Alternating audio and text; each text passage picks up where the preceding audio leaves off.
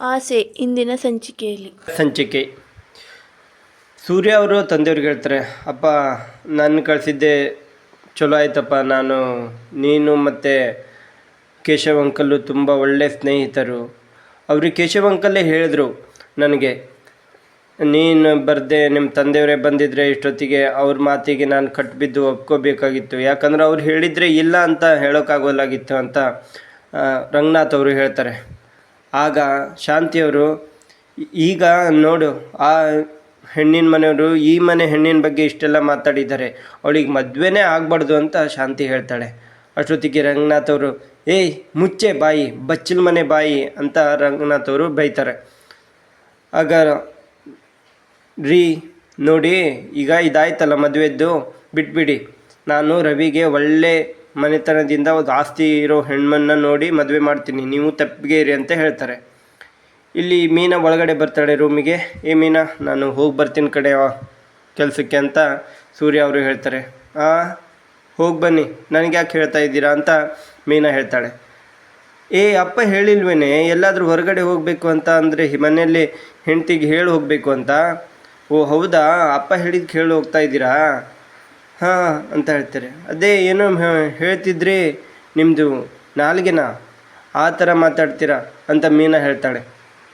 ಯಾಕೆ ಅಂತ ಕೇಳಿದಾಗ, ಮತ್ತು ಕೇಶವ ಅಂಕಲ್ ಮಗಳು ಮುದ್ದಾಗಿದ್ದಾಳೆ, ಅವಳನ್ನು ಮದುವೆ ಆಗಬೇಕು ಅಂತ ಇದ್ರಿ ಅಂತ ಮೀನಾ ಹೇಳ್ತಾಳೆ. ನಮ್ಮ ಅಪ್ಪ ಮತ್ತು ಅವರು ಕೇಶವ ಅಂಕಲ್ ಒಳ್ಳೆ ಸ್ನೇಹಿತರು ಕಣೆ, ಮದುವೆ ಆಗಿದ್ರೆ ನೋಡಿ ಒಳ್ಳೆ ಸ್ನೇಹ ಬೆಳೀತಿತ್ತು ಅವರಿಗೂ, ಅವಳು ಮುದ್ದಾಗಿದ್ದಾಳೆ ಅಂತ ಹೇಳ್ತಾರೆ ಸೂರ್ಯ ಅವರು. ಆಗ ಮೀನವರು, ಹಾಂ ಹೌದಾ, ಇಲ್ಲ ಕಣೆ, ಹಾಗೆ ರಿಗ್ಸೋಕ್ಕೆ ಹೇಳಿದ್ದು ನಿಂಗೆ ಅಂತ ಹೇಳ್ತಾರೆ. ನೀನು ಹಾಗೆ ಒಂದು ಅಡುಗೆ ಮಾಡ್ತಿದ್ಯಲ್ಲ, ಪುರಿ ಆಮೇಲೆ ಸಾಂಬಾರು, ಅದು ಮಾಡಿಡೆ ಬರ್ತೀನಿ ಅಂತ. ಮಾಡಲ್ಲ ಅಂತ ಮೀನಾ ಹೇಳ್ತಾಳೆ. ಯಾಕೆ, ಮತ್ತು 100 ಜನಕ್ಕೆ ಅಡುಗೆ ಮಾಡೋರು ಥರ ಮಾತಾಡ್ತಾ ಇದೆಯಾ ಅಂತ ಹೇಳ್ತಾರೆ. ಯಾಕೆ ಅಂತ ಮೀನಾ ಹೇಳ್ತಾಳೆ. ಹಾಗೆ ಸುಮ್ಮನೆ ಅನ್ನೆ, ಅಡುಗೆ ಮಾಡೋದಂದರೆ ಏನು ಮನೆ ಕೆಲಸ ಅಷ್ಟೇ ಅಂತ ಅಂದ್ಕೊಂಡಿದ್ಯಾ ಅಂತ ಮೀನಾ ಹೇಳ್ತಾಳೆ. ಸೂರ್ಯಾಗ, ಅದು ಮತ್ತು ಒಬ್ಬರಿಗೆ ಪುರಿಯಲ್ಲಿ ಎಣ್ಣೆ ಇಲ್ಲದೆ ಭಾಳ ಆದರೆ ಮತ್ತೆ ಹೇಳ್ತಾರೆ. ಆಮೇಲೆ ಅಡುಗೆಯಲ್ಲಿ ಸಾರಿಗೆ ಖಾರ ಕಡಿಮೆ ಆದರೂ ಒಬ್ಬರು ಹೀಗೆ ಹೇಳ್ತಾರೆ. ಒಬ್ಬೊಬ್ರಿಗೆ ಒಂದೊಂದು ಥರ ಬೇಕು, ಎಲ್ಲ ಥರನೂ ಮಾಡಿ ಹಾಕಬೇಕು ಅಂದರೆ ಅದೇನು ಕಡಿಮೆನಾ ಅಂತ ಮೀನಾ ಹೇಳ್ತಾರೆ. ಹೌದಾ, ಅಡುಗೆಯಲ್ಲೂ ಈ ಥರ ವೆರೈಟಿ ಇದೆಯಾ? ಮತ್ತು ರಾಗಿ ಮುದ್ದೆ ಒಬ್ಬರಿಗೆ ಶೀತ, ಒಬ್ಬರಿಗೆ ಹೀಟು ಅಂತ ಮೀನಾ ಹೇಳ್ತಾರೆ. ಹೌದಾ, ಇಷ್ಟೆಲ್ಲ ಇದೆಯಾ ಅಂತ ಹೇಳ್ತಾರೆ. ಸರಿ ಕಣೆ, ನಾವು ಹೋಗ್ಬರ್ತೀನಿ ಅಂತ ಹೇಳ್ತಾರೆ. ಅಷ್ಟೊತ್ತಿಗೆ ಸೂರ್ಯ ಅವರು ಅವ್ರನ್ನ ತಬ್ಕೊಂಡು ಈ ಕಡೆ ಹಿಂದೆ ಹಿಡ್ಕೊಳ್ತಾರೆ. ಆಮೇಲೆ ನೀವು ಹೋಗ್ರಿ ಡ್ಯೂಟಿಗೆ ಅಂತ ದೂಕ್ತಾರೆ. ಅವರು ಮುಂದೆ ಹೋಗ್ತಾ ಇರಲಿಲ್ಲ, ಕಡೆಗೆ ಅವ್ರನ್ನ ಗಟ್ಟಿ ಹಿಡ್ಕೊಂಡು ದೂಕ್ಲಿಕ್ಕೆ ಟ್ರೈ ಮಾಡ್ತಾರೆ. ಅಷ್ಟೊತ್ತಿಗೆ ತಿರುಗಿಬಿಡ್ತಾರೆ, ಅವ್ರನ್ನ ತಬ್ಕೊಳ್ತಾರೆ. ನೋಡಿ, ನಾವು ಕಿರ್ಚ್ಕೊಳ್ತೀನಿ, ಹೀಗೆ ಮಾಡಿದ್ರೆ ಅತ್ತೆ ಬರ್ತಾರೆ ನೋಡಿ, ಅತ್ತೆಯಲ್ಲಿ ರೂಮಲ್ಲಿ ಇದ್ದೀವಲ್ಲ ನಾವು, ನಾನು ಜೋರಾಗಿ ಕಿರ್ಚ್ಕೊಳ್ತೀನಿ ನೋಡ್ರಿ ಅಂತ ಹೇಳ್ತಾರೆ. ಲಾಕ್ ಮಾಡ್ತೀನಿ ಅಂತ ಹೇಳ್ತಾರೆ. ಏನು ಲೀಪ್ ಲಾಕ್ ಮಾಡ್ತೀನಿ ಅಂತ ಸೂರ್ಯ ಹೇಳ್ತಾರೆ. ಆವಾಗ ಮೀನಾ ಅವರು ಗಟ್ಟಿಯಾಗಿ ಚೂಡ್ತಾರೆ ಸೊಂಟಕ್ಕೆ.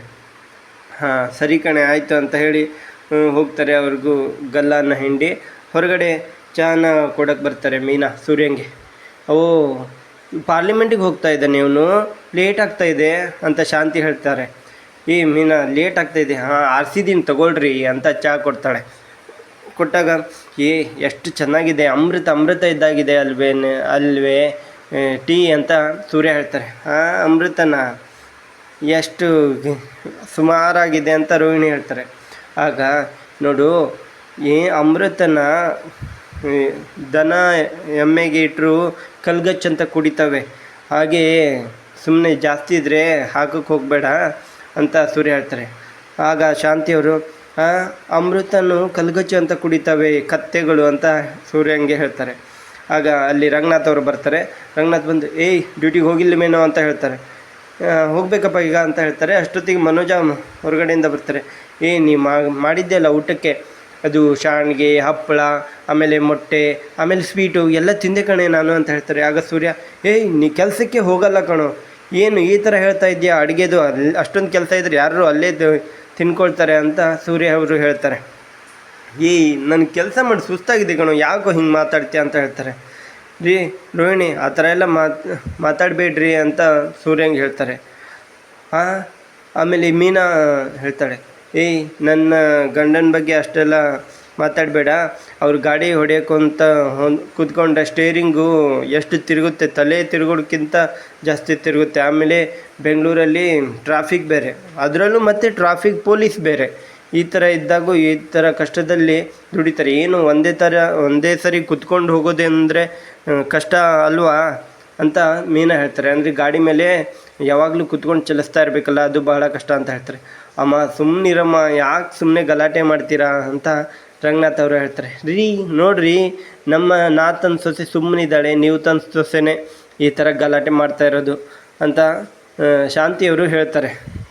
ಬಾರಮ್ಮ ಬಾ ರೋಹಿಣಿ, ಮನೋಜ ಬಾರಪ್ಪ ಅಂತ ಹೇಳಿ ಕರ್ಕೊಂಡು ಹೋಗ್ತಾರೆ. ನಿಮಗೆ ಜ್ಯೂಸ್ ಮಾಡಿಕೊಡ್ತೀನಿ ಅಂತ. ಅಪ್ಪ ಏನಪ್ಪ ಯಾವಾಗೂ ಇವರು ಅಮ್ಮ ಬಾರಮ್ಮ ಅಪ್ಪ ಬಾರಪ್ಪ ಅಂತ ಕರ್ಕೊಂಡು ಹೋಗ್ತಾರೆ. ಒಳಗಡೆ ರೂಮ್ ಒಳಗೆ ಏನು ಮಾಡ್ತಾರಪ್ಪ ಅಂತ ಹೇಳ್ತಾರೆ. ಏನೋ ಇರಲಿ ಬಿಡೋ, ನಾವು ಮಾಡಿದ್ದು ಸಂಬಂಧ ಅಂತೂ ಬರಲಿಲ್ಲ.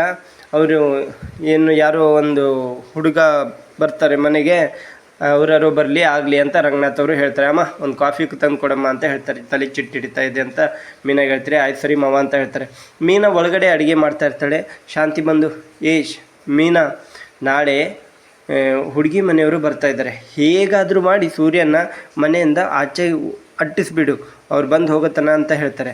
ಆಮೇಲೆ ನೀನು ನಿಮ್ಮ ಮನೆಗೆ ಮಾಡಿದ್ದೀಯಲ್ಲ ಅದು ಉಪ್ಪಿಟ್ಟು ಅದೆಲ್ಲ ಬೇಡ, ಬೇರೆ ಬೇರೆ ಕೇಸರಿ ಬಾತು ಅದು ಮಾಡು ಅಂತ ಹೇಳ್ತಾರೆ. ಅಷ್ಟೊತ್ತಿಗೆ ಚಪ್ಪಾಳೆ ಹೊಡ್ಕೊಂಡು ಬರ್ತಾರೆ. ವಾಹ್ ಶಾಂತಿ, ವಾಹ್ ಸಕ್ಕರೆ ವಾಹ್ ಅಂತ ಯಾರು ಸೂರ್ಯ ಅವರು.